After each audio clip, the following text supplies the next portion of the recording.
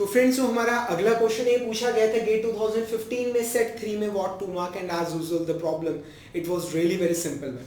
तो प्रॉब्लम था क्या, हमें मैक्सिमाइज करना है function z is equal to 3x1 plus 2x2 subject to जो कंस्ट्रेंट्स है वो है 3x1, x2 they are greater than equal to 0 और इक्वेशंस हमें दे रखी है -2x1 plus 3x2 less than equal to 9 और x1 minus 5x2 greater than equal to -20। हमें बताना है कि सॉल्यूशन अनबाउंडेड है, इनफिजिबल है, ऑप्टिमल सॉल्यूशन है, डीजेनरेट सॉल्यूशन। अब कुछ स्टूडेंट सोच रहे होंगे डीजेनरेट सॉल्यूशन क्या होता है। रचिए डीजेनरेट सॉल्यूशन वो सॉल्यूशन होता है जहां पर दोनों में से कोई एक वेरिएबल, ठीक है, मतलब जितनी वेरिएबल्स हैं जो आपको फाइंड आउट करने उनमें से कोई एक वेरिएबल अगर जो वेरिएबल्स आपने निकाले हैं, ठीक है, जो वेरिएबल्स आपने फाइंड आउट किया अगर उनमें से एक वेरिएबल अगर जीरो आ जाता है, जीरो, ठीक है, दैट्स कॉल्ड डीजेनरेट। ठीक है, आप जानते हो वेरिएबल्स जो हैं सारे डिवाइड करते हैं हम बेसिक और नॉन बेसिक के अंदर, ठीक है।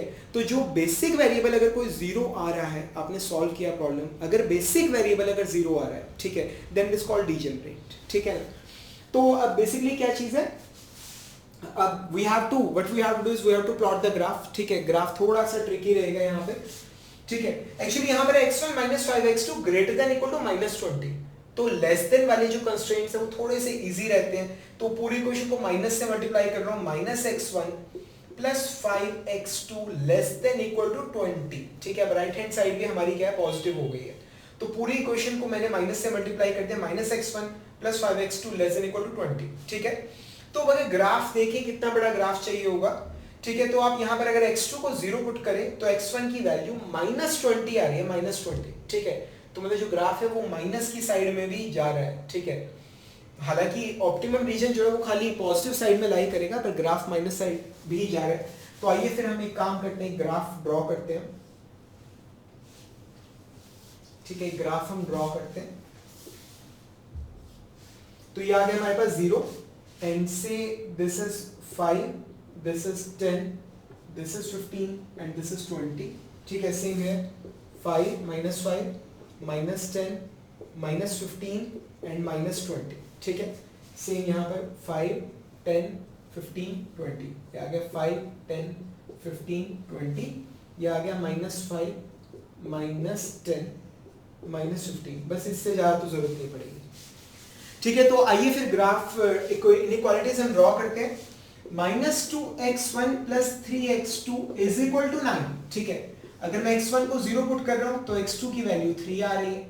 अगर मैं x2 को अगर 0 पुट कर रहा हूं तो x1 आ रहा है -4.5, ठीक है, ये चीज, ठीक है। x1 को मैंने 0 पुट किया, x2 आ गया मेरा 3, x2 को मैंने 0 पुट किया, x1 आ गया -4.5, ठीक है। आइए फिर इसको प्लॉट करते हैं 0, 3, ठीक है। x1 0, यहां पर आ रहा है 3, ठीक है, इधर आएगा -4.5, 0, ये यहां पर आएगा, इधर आएगा -4.5, ये इधर अप्रोक्सीमेटली, ठीक है। तो इनको जोड़ने वाली लाइन हम ड्रॉ कर रहे हैं, it will be something like this, कुछ इस प्रकार होगी, ठीक है। ये इनइक्वालिटी हमने क्या ड्रॉ की है, -2x1 plus 3x2 less than equal to 9। तो ओरिजिन की तरफ वाला जो एरिया होगा वो हम कंसिडर करेंगे। समझ आ रहा है यहां तक, ठीक है। तो ये हमने एक इनइक्वालिटी, हमने एक लाइन हमने ड्रॉ कर ली है यहाँ पे। अब आइए दूसरी इक्वेशन हम ड्रॉ करते हैं, -x1 plus 5x2 is equal to 20, ठीक है, ये आ गया। अब हमारे पास मैं x1 को 0 पुट कर रहा हूं, x2 आ गया है 4, ठीक है, कोई दिक्कत नहीं।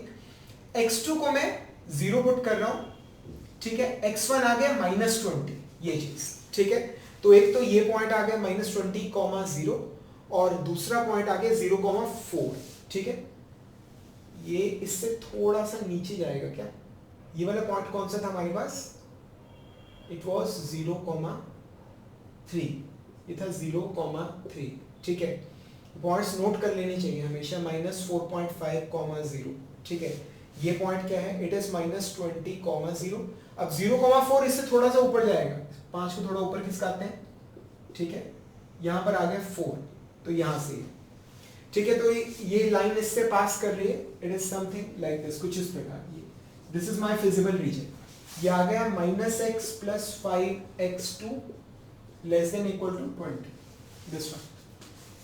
समझ आ रहा है? ठीक है, तो ये हमारा जो फिजिबल रीजन है वो ये वाला आ रहा है, this is our feasible region, ये this is our feasible region, ये, एंड इट इज अनबाउंडेड, ये है अनबाउंडेड। ठीक है, तो पूरी पॉसिबिलिटी है कि जो सॉल्यूशन है वो अनबाउंडेड हो सकता है। ठीक है, पर अभी हमें हमारा फंक्शन देखना पड़ेगा कि फंक्शन क्या है और वो किस तरह से बिहेव कर रहा है। ठीक है, तो फंक्शन क्या है हमारा 3x1 + 2x2, ऐसा करते हैं, इस फंक्शन को 0 पुट करते हैं। ठीक है, इस लाइन को हम ड्रॉ करते हैं ताकि स्लोप का थोड़ा अंदाजा लगेगा। ठीक है, तो x1 को 0 पुट कर रहा हूं, ठीक है, और x2 हमारा 0 आ रहा है। ठीक है, अगर मैं x1 को अगर मैं 2 पुट करता हूं, ठीक है, तो 2 3 10 6, दूसरी साइड जाएगा -6, x2 विल बी -3, ये चीज। तो this line z = 0, it will pass through this point. ठीक है, एंड 2, -3, 2 यहां पे होगा, -3 यहां पे होगा, सो समवेयर हियर 2, -3, ये चीज। ठीक है, तो ये 3x1 + 2x2, ये लाइन जो है उसका स्लोप कुछ इस प्रकार होगा, लाइक दिस, इस प्रकार, ये चीज।